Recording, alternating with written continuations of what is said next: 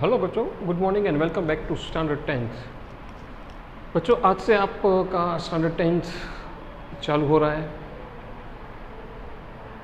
Standard 10th एक बहुत ही important year होता है आपके लिए बच्चों, ये आप सबको पता है। तो जैसे ही कि आप पढ़ाई कर रहे थे 1 to 9 स्टैंडर्ड में, वैसे ही पढ़ाई करनी है। बस ज़रूरत क्या है, ज़्यादा कंसंट्रेट करना है, ज़्यादा प्रैक्टिस करनी है। स्टैंडर्ड 10th कोई अलग प्रकार की पढ़ाई नहीं है। जो आप पढ़ते आए हो उसी सिस्टम से पढ़ाना ही है और कुछ नहीं है। बहुत सारे बच्चों में स्टैंडर्ड 10th को लेकर कुछ डर रहता है, बोर्ड के एग्ज़ाम्स होते हैं तो कुछ फियर रहता है। जब भी आप स्टैंडर्ड 10th में आओ तो आप एक्सपीरियंस करोगे कि ऐसा कुछ है ही नहीं जितना आपको डर।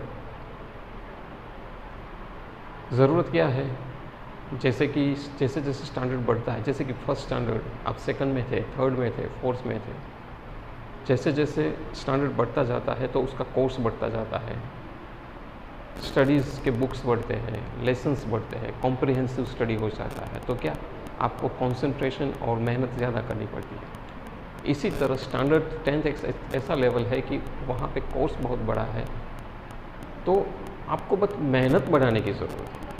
अगर ज़्यादा मेहनत करोगे, कंसंट्रेट करोगे, मेरे वीडियोस, लेक्चर्स अच्छी तरह से देखोगे, होमवर्क में रेगुलर रहोगे, तो स्टैंडर्ड 10th फर्स्ट स्टैंडर्ड से भी आसान है।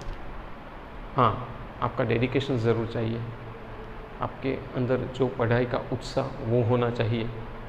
अगर वो नहीं दिखता है और आप लाइटली लेते हो, टीचर्स जो आपको कहते हैं वो फॉलो नहीं करते हो, तो फिर वो डिफ़िकल्ट 100% बनेगा। ज़रूरत है मेहनत की, लगन की, डेडिकेशन की, जो आपको एक बहुत बड़ी ऊंचाई पर पहुंचा सकता है। कुछ खास सब्जेक्ट से, हालांकि हर एक सब्जेक्ट बहुत इम्पोर्टेंट है, लेकिन मैथ्स जैसे सब्जेक्ट में, जैसे मेरा सब्जेक्ट है, वहाँ पे every day 1 to 2 hours maths practice compulsory हो जाता है। शुरू से ही, ईयर के बिगिनिंग में ही अगर आप इतना ध्यान देकर 1 या 2 घंटे मैथ्स के पीछे देते हो, तो मैं गारंटी देता हूँ आपको कि आप मैथ्स में 100 में से मैक्सिमम स्कोर कर सकोगे। हाँ, इतना ज़रूर कहता हूँ कि इतना डेडिकेशन के साथ प्रैक्टिस, वो जहाँ जहाँ भी आपको डाउट रहे, अपने टीचर से, अपने एल्डर से उसको सॉल्व कराते रहना। अगर डाउट्स को सॉल्व नहीं कराओगे तो फिर वो ऐसे ही रह जाएंगे और फिर आगे जाके आपके लिए प्रॉब्लम क्रिएट करेगा। तो बच्चों, ये मेरा इंट्रोडक्टरी पार्ट है। आज से हम 10th स्टैंडर्ड चालू कर रहे हैं, अच्छी शुरुआत कर रहे हैं, तो अभी से ही पढ़ाई में मन लगाओ, दूसरी बातें को भूल जाओ। 9th स्टैंडर्ड के जो बच्चे हैं अभी 10th में आए, उनके लिए तो ये खास मैसेज है कि प्लीज़ अभी पढ़ाई में ध्यान दो। जितने भी वीडियोस, सभी सब्जेक्ट के वीडियोस आपको आते रहेंगे आज से रेगुलर, वैसे जैसे समनार सर ने बोला। तो आपको क्या करना है, बस उस वीडियो को गौर से देखना है, टेक्स्ट बुक्स पढ़नी है, डाउट सॉल्व करने हैं, और मैथ्स, साइंस जैसे सब्जेक्ट में 1-1 घंटा हर रोज़ प्रैक्टिस करनी चाहिए। अगर इतना करोगे तो फिर सक्सेस आपको 100% मिलेगी। बहुत ज़्यादा आगे न टाइम वेस्ट करते हुए मैं आपको आज से जो हमारा मैथ्स का पहला चैप्टर है रियल नंबर्स, वो स्टार्ट करने जा रहा हूँ। हमारा फर्स्ट ही चैप्टर है रियल नंबर्स। बच्चों, रियल नंबर्स चैप्टर बहुत आसान है। उसका जो फर्स्ट पार्ट है उसका मैं आज वीडियो भेज रहा हूँ। रियल नंबर्स की जब बात करते हैं बच्चों, सबसे पहले तो टाइटल क्लियर करता हूँ कि व्हाट इज़ रियल नंबर। आपने 9th स्टैंडर्ड में ऑलरेडी पढ़ लिया है कि रियल नंबर्स क्या है। तो रियल नंबर्स कुछ नहीं है, a set of rational numbers and irrational numbers together is called real numbers। ये आपको पता है।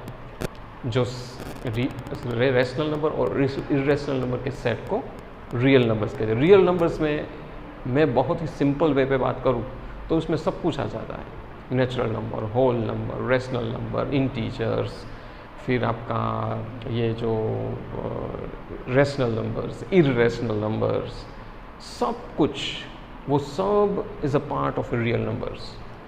और 10th स्टैंडर्ड में रियल नंबर्स का एक खास चैप्टर उठाया है उसने, जो यूक्लिड, जो महान मैथमेटिशियन था यूक्लिड, उनके बारे में एक चैप्टर है उसका ही कंसेप्ट ज़्यादातर हमें इसमें दिया है, और उसमें से हम यूक्लिड की कुछ बातें हैं जो मैं आपको इंट्रो पार्ट में बताना चाहूँगा, वो यहाँ पे मैं दिखा रहा हूँ या भेज रहा हूँ। अब बच्चों, जनरली फर्स्ट चैप्टर में यूक्लिड नाम के मैथमेटिशियन ने डिवीज़न के बारे में बात की है, HCF के बारे में बात की है, और कुछ नहीं है, पूरा चैप्टर उसके ऊपर है, HCF and division, nothing, chapter is over. तो यही 2 पॉइंट को कॉन्सेंट्रेट करो, what Euclid say about the division and what Euclid say about the finding out HCF। That is the main चीज़ है इस चैप्टर की। और एक हमारा थियरम है, फंडामेंटल थियरम ऑफ अरिथमेटिक, जिसको फंडामेंटल लॉ ऑफ अरिथमेटिक भी कहते हैं, इसकी बात की है। बस ये 3 पॉइंट में चैप्टर पूरा हो जाता है। अब जैसे कि पहले मैं यूक्लिड की डिवीज़न लेमा की बात करूँ। डिवीज़न लेमा कुछ नहीं है, लेकिन एक टेक्निक है जहाँ से आप उस टेक्निक का यूज़ करते हुए आप HCF फाइंड करते हो, HCF फाइंड कर सकते हो। डिवीज़न लेमा में एक उसने फॉर्मूला दी है, वो फॉर्मूला है A = BQ + R, where R is <= 0। बच्चों, अब ये कोई नई बात नहीं है, A = BQ + R, जहाँ पे मैं आपको क्लियर कर दूं कि आप पढ़ते आए हो डिवीज़न मैथमेटिक्स के जो 4 मेन ऑपरेशन है, इसमें डिवीज़न कोई बड़ी बात है ही नहीं बेटा। डिवीज़न आप फर्स्ट स्टैंडर्ड से सेकंड स्टैंडर्ड से सीखते आए हो।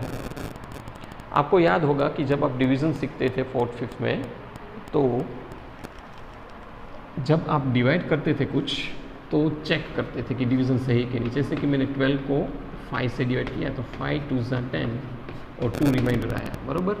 तो इसको हम डिविडेंड कहते हैं, आपको पता है, इसको डिवाइज़र कहते हैं, इसको कोशेंट कहते हैं, और इसको रिमाइंडर कहते हैं, राइट। ये तो आपको पता ही है।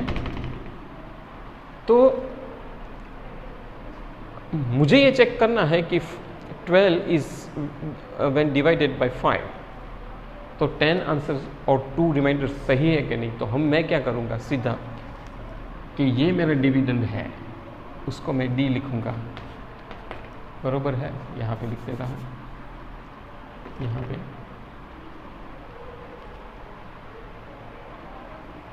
कि D = फिर ये कोशेंट है हमारा, quotient × divisor plus remainder. Q for quotient, D for divisor, R for remainder, D = dividend. अगर कोशेंट को मैं डिवाइज़र से मल्टीप्लाई करूँ, मतलब 2 को 5 से डिवाइड करूँ, प्लस रिमाइंडर R2 इसमें ऐड करूँ, और मुझे डिविडेंड मिल जाए, तो मेरा डिवीज़न सही। इस केस में 12, डिविडेंड 12 है, कोशेंट है 10 कोशेंट है 2, डिवाइज़र है 5 + 2, मतलब 5 2 = 10 + 2 12 आ गया। यहाँ भी 12, यहाँ भी 12, डिवीज़न इज करेक्ट। आपको पता है हम लोग ये करते थे, चेक करते थे डिवीज़न।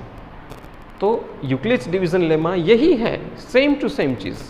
यहाँ पे आपका A है, वो डिविडेंड है, आपका B है, वो डिवाइज़र है, आपका Q है, वो कोशेंट है, और R है, वो रिमाइंडर है।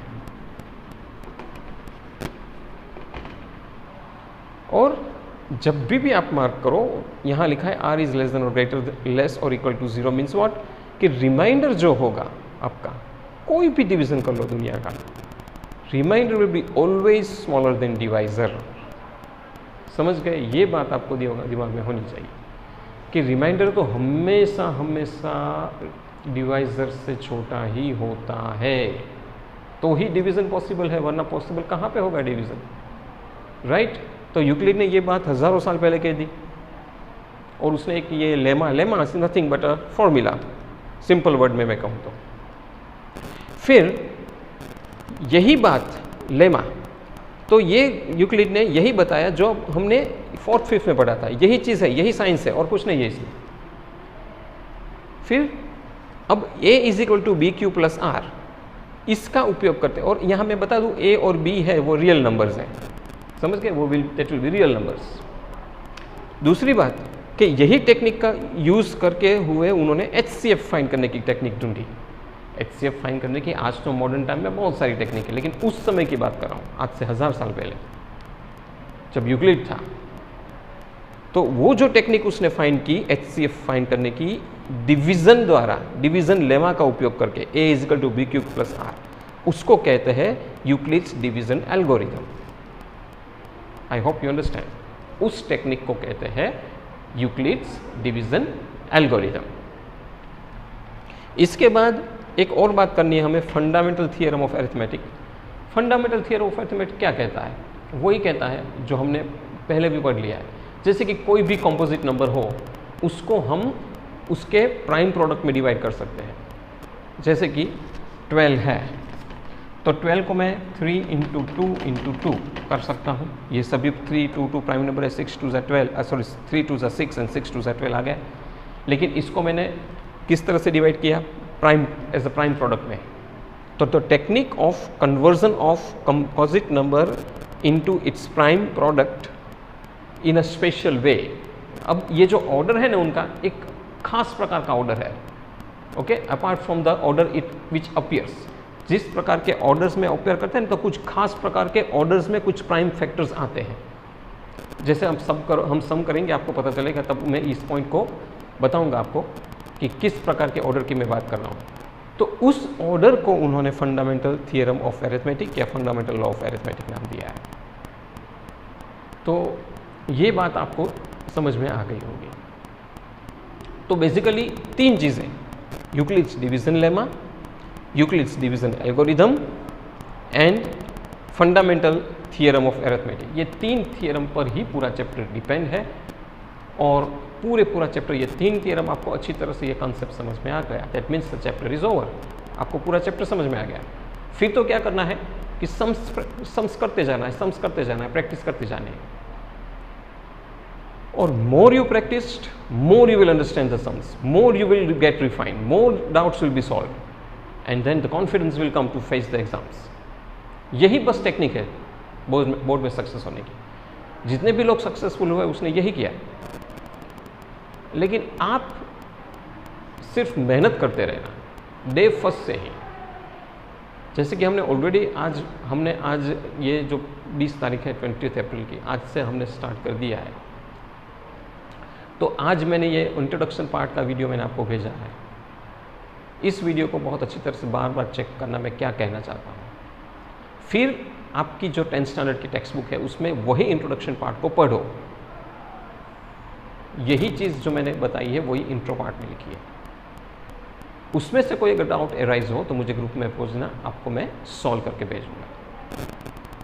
तो बच्चों, इस तरह से हमारा 10th का पूरा कोर्स आगे बढ़ता जाएगा और आपको कॉन्फिडेंस होता जाएगा। But you have to give 1 hours 2 hours for maths separately, ये मानकर आप चलें तो फिर मैथ्स में आपको कोई कठिनाइयाँ नहीं आएगी।